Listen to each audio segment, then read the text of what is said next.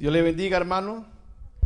Es un placer para mí poder instruirle a usted en la palabra del Señor. Así que disponga su corazón, disponga su espíritu, porque Dios nos va a hablar en este día a cada uno de nosotros. Hemos estado viendo un tema sobre Primera de Pedro, capítulo 1. ¿Se recuerdan? Yo no sé por qué siempre digo ¿se recuerdan? Pero, ¿se recuerdan? ¿Sí? ¿Tienen alguno? ¿Se acuerdan de ese que estamos compartiendo?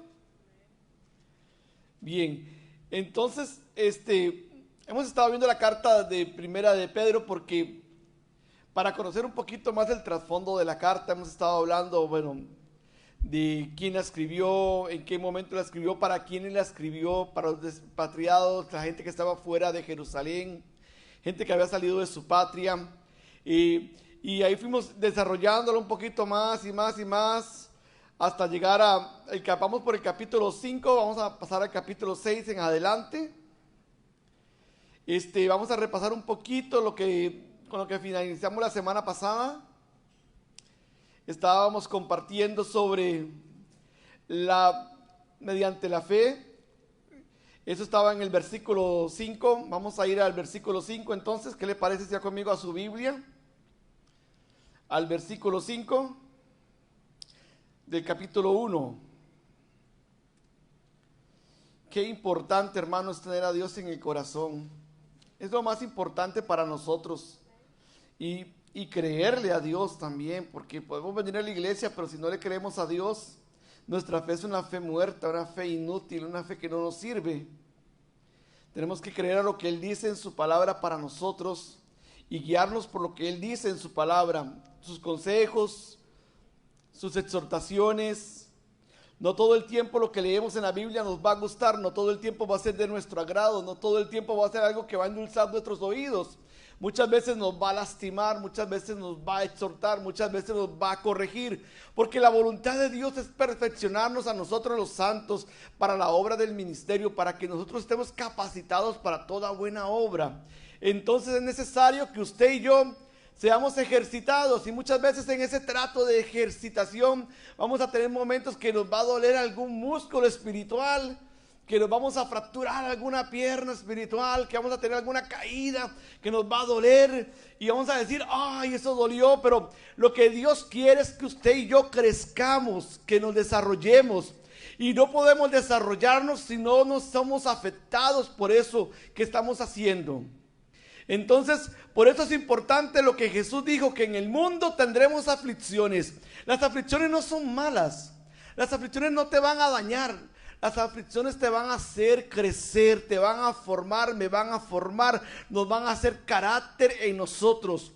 Pero cuando no queremos aflicciones, queremos todo online, queremos que lo que diga el predicador sea solamente para sentirme yo cómodo. Escuchaba una prédica de un pastor que decía, y ponía al pastor como el mesero, y ponía al creyente como el cliente que llegaba al restaurante. Entonces había un menú a la carta. Cuando el creyente iba a pedir algo, el pastor le ofrecía, ¿qué es lo que desea usted? Entiéndase que es el mesero, el que está ofreciendo. Entonces él que llegaba, el creyente, que es el cliente, al restaurante, le dice, bueno, yo quiero un poquito de esto, pero por favor, no quiero que me echen nada de exhortación porque no me gusta. Quiero una comida liviana, algo que no me dañe, que no me afecte. Y eso es lo que nos pasa a nosotros hoy. A muchas iglesias nos pasa eso. Que no queremos que nos den lo que Dios quiere darnos. Queremos que nos den lo que nosotros queremos recibir. Porque yo me voy de esa iglesia porque exhortan demasiado. Yo me voy de esa iglesia porque todo el tiempo están regañándolo a uno. Yo me voy de esa iglesia porque nunca le hablan a uno cosas bonitas. Y así pasa la gente brincando de iglesia en iglesia. Los sapitos espirituales que están hoy aquí, para allá otra vez, para allá otra vez, y andan en todas las iglesias, conocen todas las iglesias del sector, pero en ninguna se establecen porque en ninguna encuentran algo que les beneficie. Y nosotros queremos que ustedes crezcan espiritualmente. Este es el deseo de Dios, no solamente mi deseo, sino el deseo de Dios es que crezcamos espiritualmente, que nos desarrollemos espiritualmente, que aprendamos a crecer. Entonces vamos a crecer estudiando la palabra, y en ella muchas veces nos van a decir cosas que no nos van a gustar, pero muchas veces nos van a decir cosas que nos van a gustar, porque nos van a hacer crecer. ¿Cuántos quieren crecer? No se oí muy convencidos. ¿Cuántos quieren crecer? Yo quiero crecer. Y a veces en mi propia vida tengo luchas. ¿Quién no tiene luchas en su propia vida? Todos tenemos conflictos. Es que yo me hice cristiano, ya yo soy perfecto, ya yo no me equivoco nunca. No, yo me equivoco todo el tiempo, cometo errores todo el tiempo, pero ahí está la palabra para que me confronte y me diga: estás actuando mal, lo que haces no es correcto, tienes que mejorar eso, tienes que mejorar esto. Y entonces ahí es donde empezamos a tener nuestras luchas. No quiere decir que porque yo lo leí, ya lo entendí, ya me vino la luz, me vino la revelación. No, yo tengo que ejercitarme en eso. Y voy a fracasar muchas veces en esa ejercitación. Voy a tener momentos que voy a tener que sentarme y replantear cómo estoy haciendo las cosas. Porque muchas veces nos vamos a equivocar como estamos haciendo las cosas. Pero vamos a la palabra y ella nos sigue insistiendo que tenemos que ejercitarnos. Cuando alguien hace ejercicios, la hermana que hace ejercicios todo el tiempo, ella sabe que no todo el tiempo llegó a un nivel que está ahorita. Eso le costó mucho tiempo. Yo ayer fui al gimnasio y estuve un ratito, porque todo me cansó. Lo único que no me cansó fue la corridita, que ya tengo un poquito más de resistencia, pero ya es difícil para uno hacer cosas que nunca ha hecho. Y uno empieza y le cuesta. Pero lo importante es que uno sea constante y no abandone lo que está haciendo. Muchas veces vemos que el pecado viene y nos asedia constantemente, y nosotros muchas veces sucumbimos ante él porque sentimos que no tenemos la capacidad de poder enfrentarlo. Pero realmente podemos ejercitarnos enfrentándolo, aunque fallemos una vez. Aunque fallemos 2 veces, cada vez Dios nos va a dar la capacidad, porque está viendo nuestro esfuerzo en nuestra ejercitación. Es importante que nos ejercitemos aunque fallemos. Usted no se desmaye: es que me dijeron que como yo soy tan débil, yo tengo que retirarme porque ya no puedo más, dejar la vida cristiana, porque no, esto no es para retirarse, esto es para que usted insista, sea constante insistiendo, no se desanime, no pierda la emoción, porque la emoción no viene de usted, viene de parte del Espíritu Santo que está en usted, fortaleciéndolo todos los días, dándole capacidad que usted no tiene, dotándolo de capacidad y de resistencia que usted no tiene. Pero usted tiene que mirarse para adentro, no mirarse para afuera. Por lo que usted mira para afuera, usted dice: no, soy un fracaso. Pero si usted mira para adentro, ahí está el Espíritu Santo fortaleciéndole, alimentándole, dándole, para que usted pueda ser mejor cada día. Dice el versículo 6: en lo cual vosotros os alegráis, aunque ahora por un poco de tiempo, si es necesario, tengáis que ser afligidos. ¿Cómo vamos a hacer? En diversidad de ¿qué? De pruebas, para que sometida a la prueba, vuestra fe, ¿qué? Vuestra fe. Repita conmigo: vuestra fe, mucho más preciosa. ¿Cómo es nuestra fe? Mucho más preciosa. ¿Por qué es más preciosa? Porque está fundamentada en el Hijo de Dios, en Jesucristo. Entonces nuestra fe, que es mucho más preciosa, repita así conmigo: mucho más preciosa. Como cuando usted dice: pero qué cosa más bella. Usted diga: mucho más preciosa. Como algo que a usted le deleita.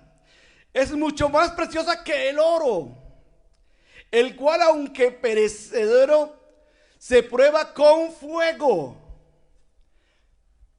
Así tiene que ser probada nuestra fe, constantemente ejercitada, constantemente puesta a prueba. Dice la escritura, en lo cual vosotros os alegráis, aunque ahora por un poco de tiempo, si es necesario, tengáis que ser afligidos. A nadie le gusta ser afligido, porque la aflicción es triste a veces.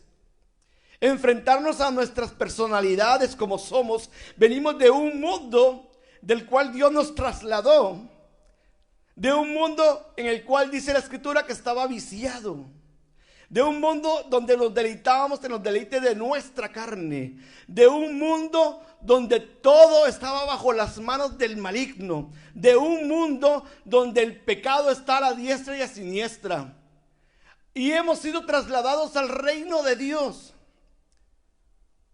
Ahora tal vez usted dice, pues yo me siento igual porque estoy en el mundo. Pero usted está en el mundo, pero ya usted lo apartaron del mundo. A usted Dios lo apartó del mundo. Usted fue escogido entre multitudes y fue apartado. ¿Por qué? Porque Dios lo apartó, porque Dios te ama. Y por ese amor que tiene en ti, Él te apartó. Dígale a su hermano, Dios te apartó porque Él te ama. Ahora, encontramos entonces que Dios de verdad es un padre responsable con sus hijos, porque no nos alcahuetea.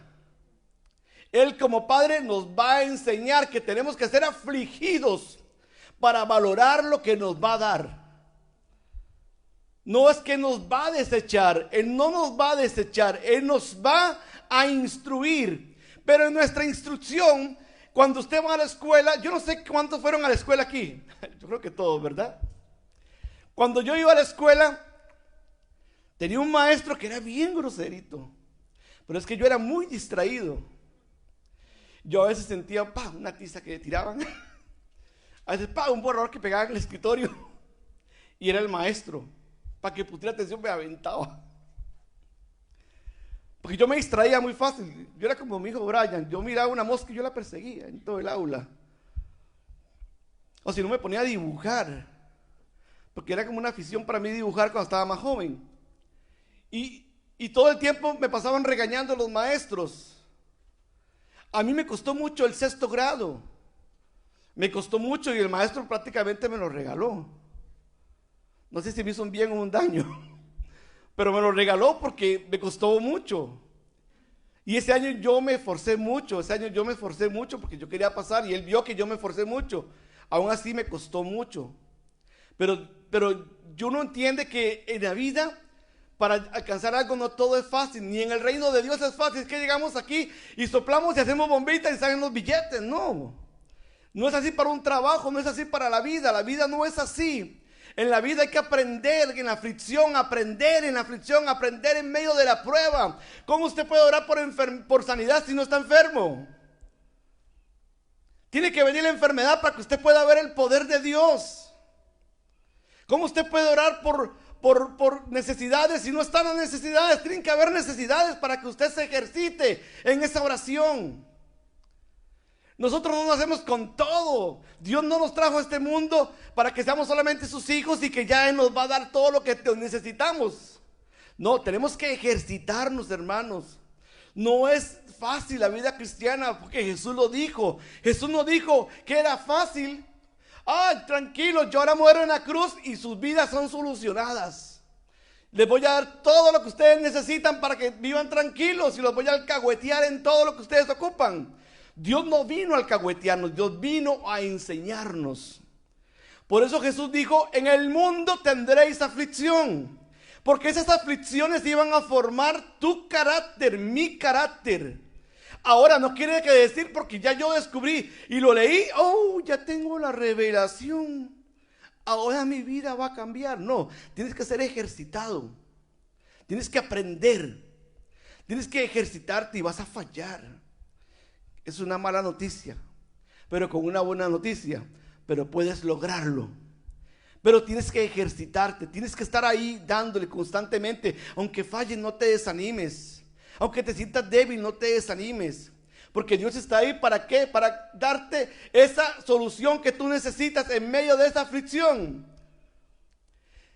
Dice el apóstol que tenemos que estar nosotros alegres. No se aflija cuando está afligido. Esté como alegres. Aunque ahora por un poco de tiempo, si es necesario, tengáis que ser afligidos en diversas pruebas. ¿A quién le gusta la prueba? ¿Cuántos aman la prueba? ¿Cuántos pasan todo el tiempo? Oh, mándame pruebas, Señor. Mándame pruebas, dame pruebas. Necesito pruebas para demostrarle al mundo que soy fuerte en ti. Dame pruebas. ¿Quién anda así en el mundo? Nadie. Nadie puede andar así. Todo el mundo queremos, no me des pruebas, por favor, Señor, no me des pruebas. Mira que no quiero ser afligido. Nadie quiere las pruebas. ¿Por qué? Porque las pruebas nos van a moldear. Lamentablemente tenemos que enfrentarlas. No podemos evitarlas ni brincarlas. Usted quiere ser un buen cristiano, tiene que ser una persona probada. Probada como el fuego. Y Dios tiene que probarte y tiene que enseñarte y tiene que formarte. Porque a través de toda esa formación nosotros vamos a hacer el producto que Dios quiere ver al final. Como el oro. Después de todo el proceso que hace, vemos aquellos tal vez aretes hermosísimos.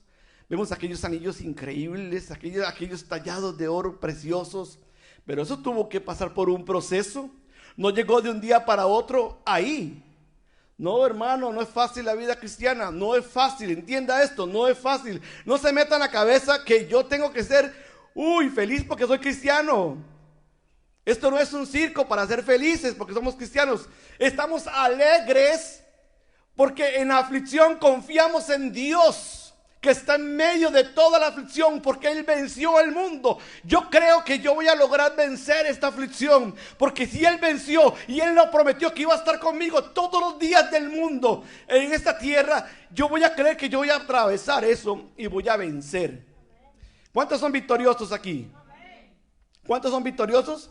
En medio de las circunstancias hay victoria. No se desanime, hermano, porque Dios siempre va a traer victoria a su vida. Siempre va a estar con usted. Dice en el 7, para que sometida vuestra fe, tiene que ser sometida, probada vuestra fe, mucho más preciosa que el oro, porque para Dios es importante vuestra fe. Pero esa fe tiene que ser probada. Y muchas veces decimos, pero es que ¿cómo pruebo mi fe? Pues aprendiendo a creer en lo que no estás viendo. ¿Por qué Abraham logró lo que logró? Ser el padre de la fe. ¿Y usted cree que Abraham le dijo a Dios, sal de tu tierra y tu parentela y a la tierra que yo te mostraré? Y Abraham se fue.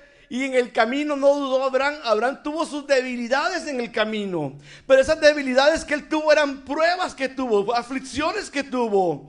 ¿Cómo Dios me va a dar a mí un hijo si ya yo soy un viejito? Y se volvía a ver a su esposa y se miraba a él y decía, no, esto no es posible. Pero Dios le dijo que le iba a dar un hijo. Y él caminó creyendo a Dios, confiando en Dios. Y tuvo sus debilidades, hasta que metieron, como hablaba mi esposa un día de estos, cometieron un error o un horror. Pero déjeme decirle algo, ellos estaban siendo probados su fe. Abraham fue ejercitado en la fe. Dios descendió muchas veces a animar a Abraham para que confiase en lo que él estaba diciendo, aunque él no estuviese mirando nada.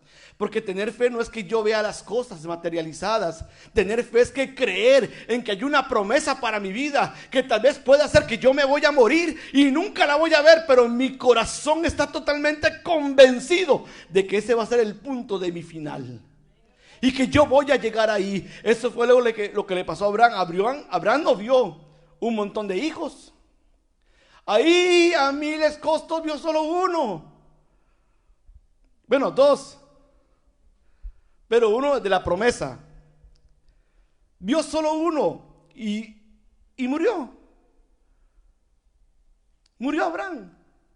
Y no dice, y Abraham desfalleció en fe, porque nunca vio el fruto de sus multitudes.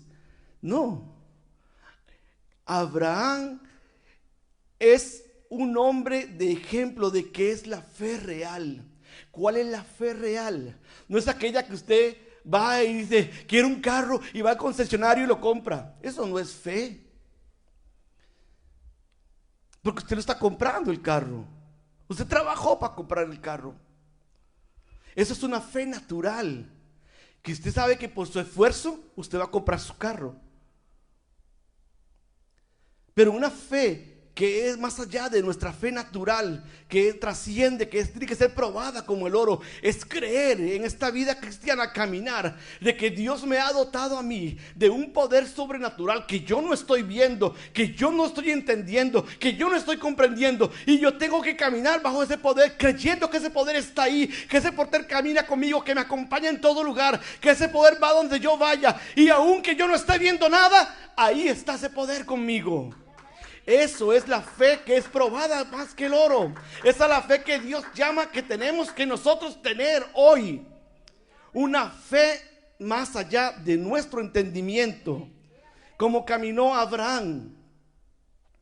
Y usted ve el montón de ejemplos que pone el escritor de Hebreo, donde habla de un sinnúmero de personas que caminaron creyéndole a Dios y nunca vieron nada, nunca disfrutaron nada. Es que le faltó fe a esa gente. Esa gente no es como nosotros ahora. No, esa gente era la gente que tenía fe. Y esa es la fe que Dios quiere que usted y yo tengamos. Que caminemos en este mundo, aunque no estemos viendo nada, pero estamos convencidos de que Dios está con nosotros, de que Él nos acompaña, de que Jesús vendió el mundo, de que Él pagó todos mis pecados, que yo soy libre ahora del pecado, que yo soy libre del pecado. Y usted dice, pero yo veo pecados en mí, pero Dios te libertó del pecado. Ejercítate cada día. Ejercítate cada día y vas a vencer. No te dejes de desmayar por las circunstancias. Ve más allá de tus circunstancias, para que sometiendo a prueba vuestra fe, mucho más preciosa que el oro, el cual aunque perecedero, se prueba con fuego. El oro se prueba con fuego aunque es perecedero, o sea, no es eterno. Pero lo que Dios nos está enseñando es que nuestra fe tiene que ser así probada, metida en el fuego, en el calor incandescente, que nosotros vamos a ver que realmente nuestra vida tiene que tener algo nuevo y diferente. Necesitamos algo nuevo y diferente, necesitamos crecer en esa fe cada día.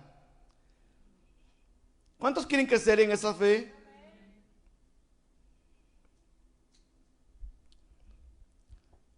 Alegran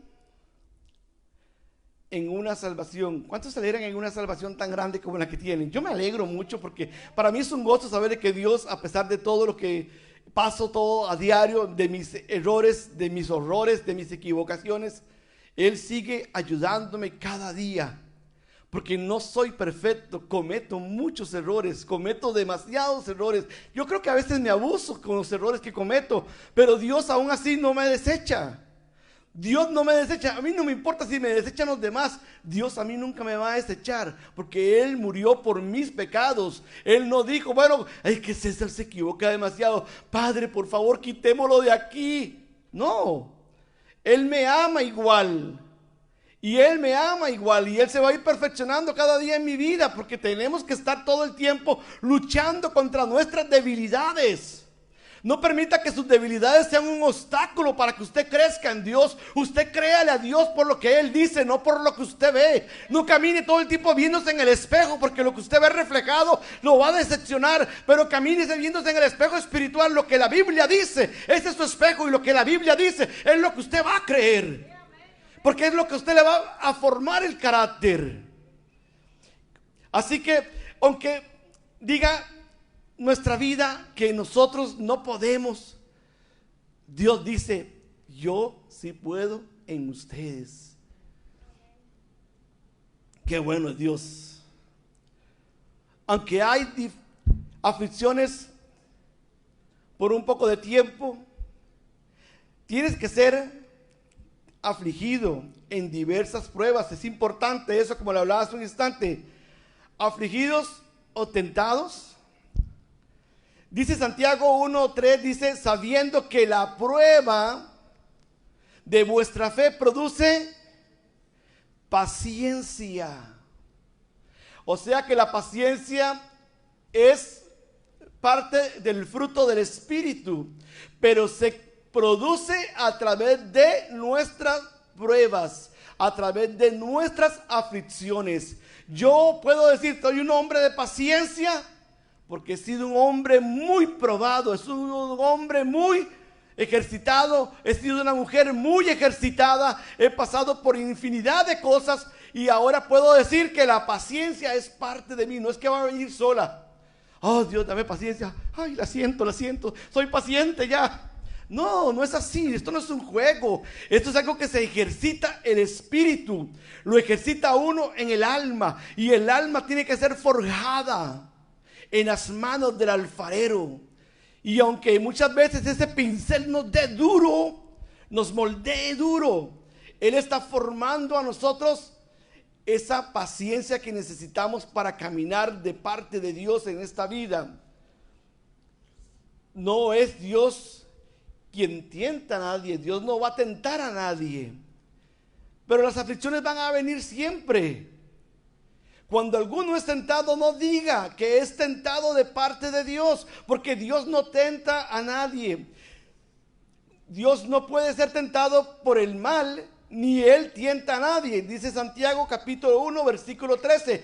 Uno es tentado muchas veces por nuestras propias cosas que tenemos, nuestras concupiscencias, aquellas cosas que tenemos en nosotros que tenemos que cambiar, que tenemos que corregir, pero no podemos corregir algo si no lo estamos viendo.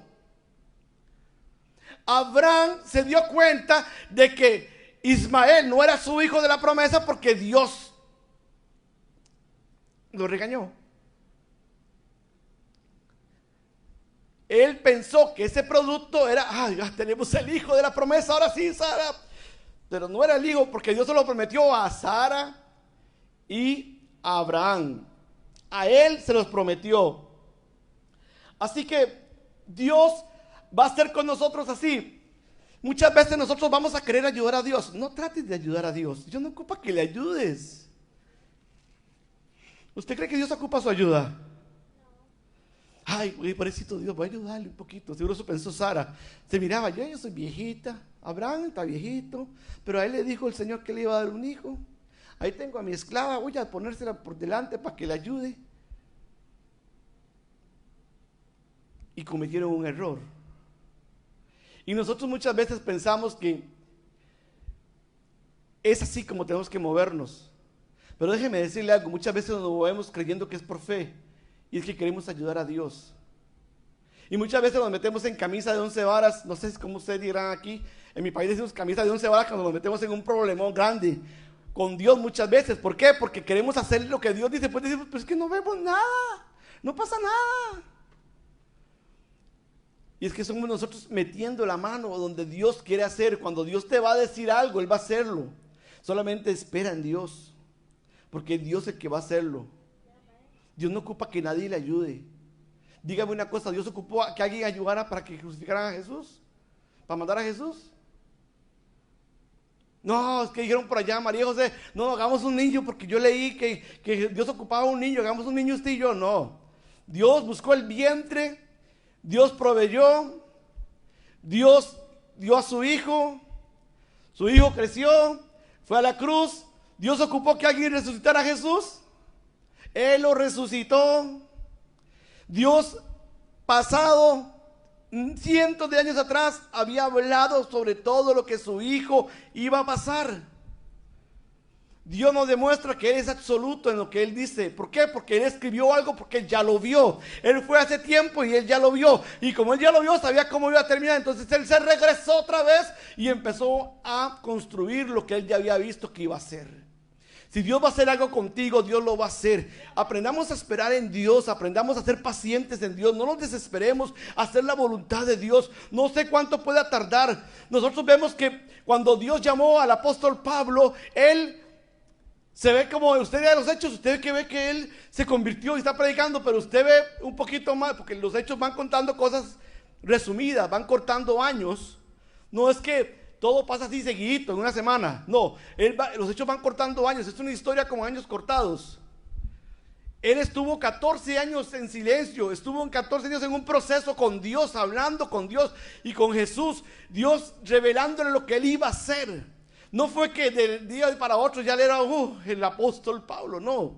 Él pasó por un proceso. Sus discípulos tuvieron un proceso de 3 años con él. Y aún murió él y ellos no creían todavía. Todo tiene un proceso en la vida. Yo no ocupo ayudar a Dios, porque si Dios ya escribió algo sobre mí, Él va a cumplirlo. Él va a cumplirlo porque Él ya lo escribió sobre mí. Si yo permanezco en Él, Él va a cumplir su propósito. Si yo me alejo de Él, yo estoy echando a perder el propósito de Dios en mi vida, porque yo ocupo estar en la voluntad de Dios para que Él cumpla su propósito.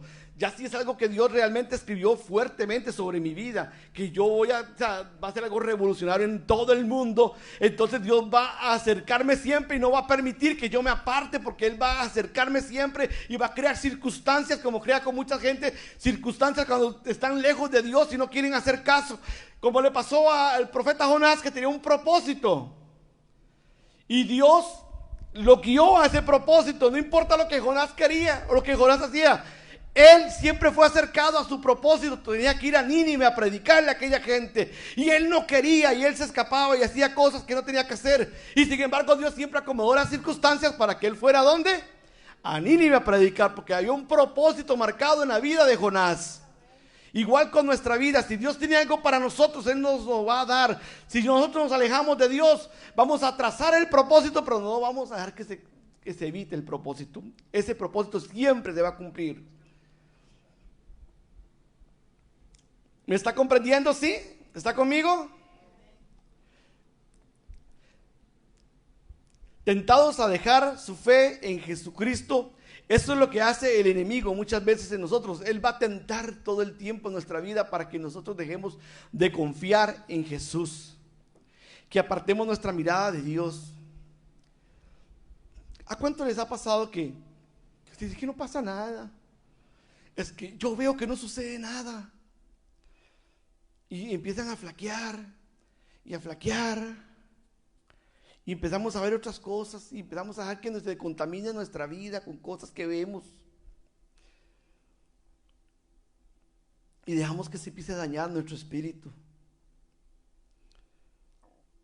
Porque el enemigo siempre va a evitar que usted cumpla el propósito de Dios, de cualquier forma. Pero su fe tiene que ser siempre sometida a prueba.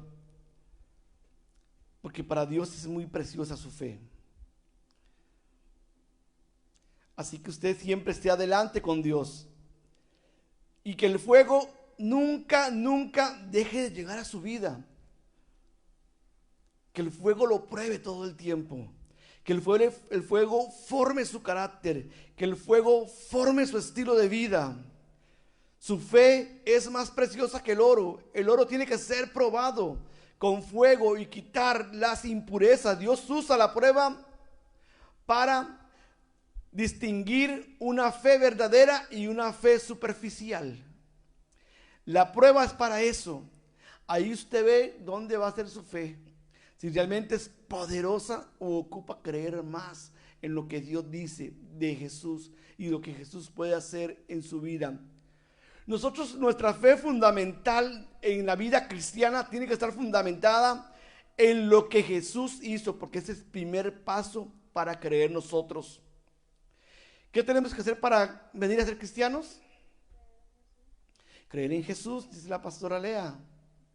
¿Quién más aporta algo? ¿Tomar una decisión en quién? En Jesús. O seguimos a Jesús o nos quedamos en el mundo. Creer en Jesús es lo más importante para nosotros, pero creer en Jesús como Él dice en su palabra que debemos creer. Eso es muy importante. Caminar como Él dice que tenemos que creer. Él nos va a formar a nosotros con sus palabras y con sus enseñanzas. Él va a crear en nosotros un conocimiento que viene de parte de Él. No un conocimiento humano, ni de humana sabiduría. No, es un conocimiento que viene de parte. Qué importante es ir directamente a Él en sus palabras y conocer qué es lo que Él quiere para nosotros. Usted lee los Hechos. Usted ve una iglesia llena de poder y del Espíritu Santo. Usted lee las cartas los primeros evangelios, Mateo, Marco, Lucas, Juan, usted lee ahí cómo era Jesús, cómo vivía Jesús, cómo pensaba Jesús, qué enseñaba Jesús. Y en base a esas enseñanzas, su vida tiene que irse formando así. Este hombre que está escribiendo esta carta, Pedro, él fue formado de esa forma.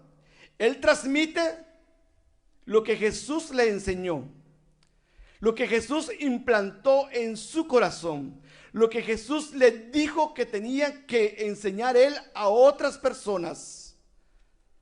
Entonces, yo me formo el carácter de Jesús y tengo la fe en Dios, en Jesús. Yo puedo ser un hombre o una mujer con una fe que de verdad está bien fundamentada y que a pesar de las circunstancias voy a seguir siempre ahí, firme. Así que no dejemos que nada aparte nuestra vida de la mirada de Cristo. Dios usa la prueba para distinguir esa fe, entonces, la que es real y la que es superficial. ¿Cuál es la superficial? Ay, la que decimos yo creo en Dios y no vemos nada que sucede en nuestra vida, a nuestro alrededor, no somos bendecidos. Ay, que eso es mentira, que son panderetas. Yo no soy bendecido, yo no veo nada, yo no veo mi casa nueva, yo no veo mi carro nuevo, yo no veo que tenga dinero en mi cuenta bancaria, yo sigo igual, sigo trabajando, o sea, es una fe que está fundamentada en superficial. Porque nosotros no tenemos que ver nada para creer en Dios. Yo no necesito ver nada, yo puedo morirme pobre y yo amo a Dios siempre.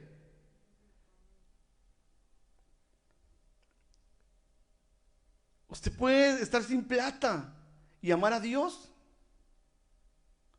Ahí su fe es probada.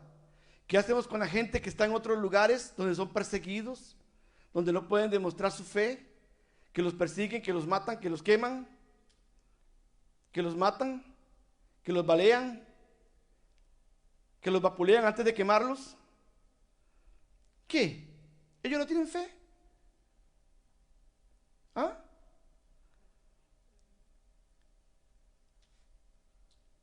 Eso es tener fe. Cuando nosotros, aunque no tengamos nada, lo tenemos todo en Él. Porque nosotros no anhelamos lo material. Si Dios nos quiere bendecir, que Él nos bendiga. Y si igual si no nos bendice, igual que sea siempre para Él la gloria. Como dijo el escritor, sea que vivamos, el apóstol Pablo dijo, sea que vivamos, sea que muramos, ¿de quién somos siempre? Del Señor. Entonces nuestra fe está bien fundamentada cuando estamos confiados en que Dios está de nuestro lado, aunque no tengamos nada. Y si tenemos, igual, gracias Señor. Y si no hay, gracias Señor. Como decía el apóstol Pablo, he aprendido a contentarme fuere cual fuere mis circunstancias, tanto en abundancia como en escasez. Y después dice la frase conocida, todo lo puedo, pero todo lo puedo porque si no tengo, te alabo Señor. Si tengo, te alabo Señor. Si paso persecución, te alabo Señor. Si no me persiguen, te alabo Señor. Él siempre, no importa sus circunstancias, ahí donde la frase entra, que Él fue probado en todo, en naufragios, en persecuciones, en vapuleos, en latigazos, en cárceles. Y nosotros tenemos que aprender de esas personas que vivieron esa vida así. Es triste que nosotros veamos un evangelio hoy que no es el que la Biblia enseña. Hoy tenemos que buscar nosotros a Dios de una forma diferente, como se buscaba en aquel entonces, regresar a nuestras raíces del cristianismo verdadero, en la palabra del Señor, confiando en lo que la Biblia dice.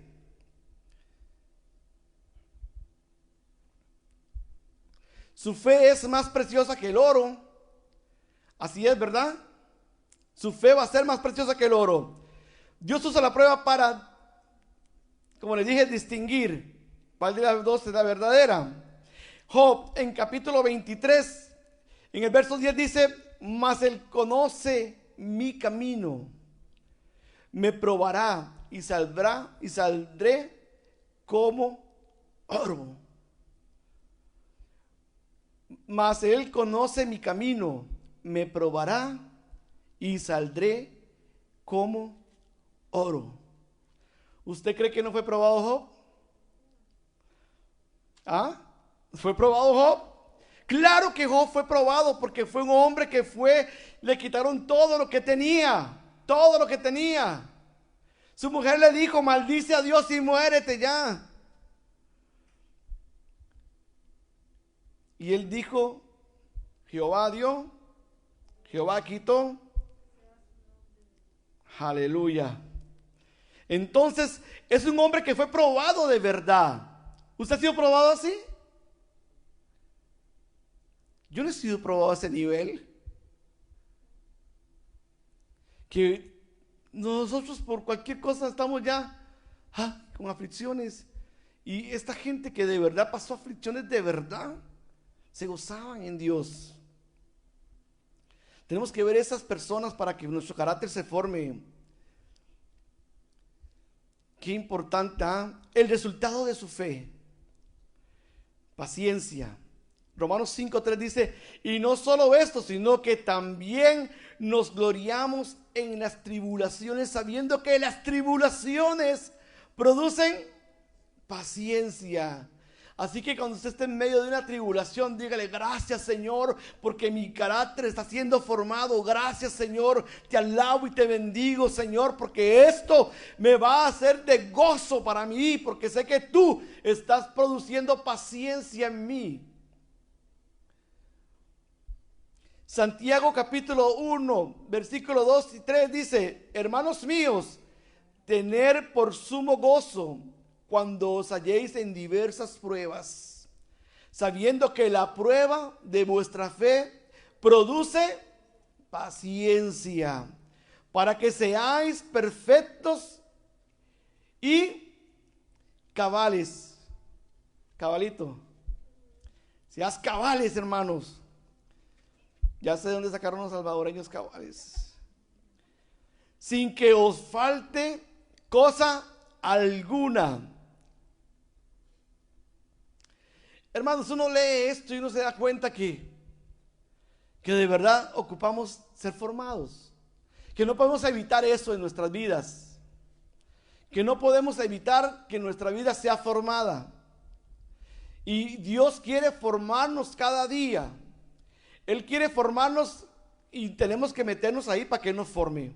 Así que, hermano, yo le invito a que usted pueda aprender en este día de lo que hemos hablado en este día, y que usted pueda ser un ejemplo para otras personas, que usted pueda ser un ejemplo para que otras puedan ver en usted un carácter en el cual decir: bueno, yo quiero que ese carácter que tiene la hermana Johanna se forme en mí, porque ella se forma, el carácter de ella es el carácter de Cristo.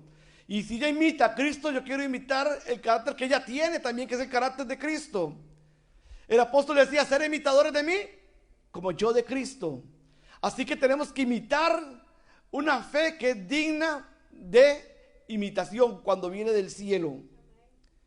Yo le invito, hermano, a que se ponga de pie.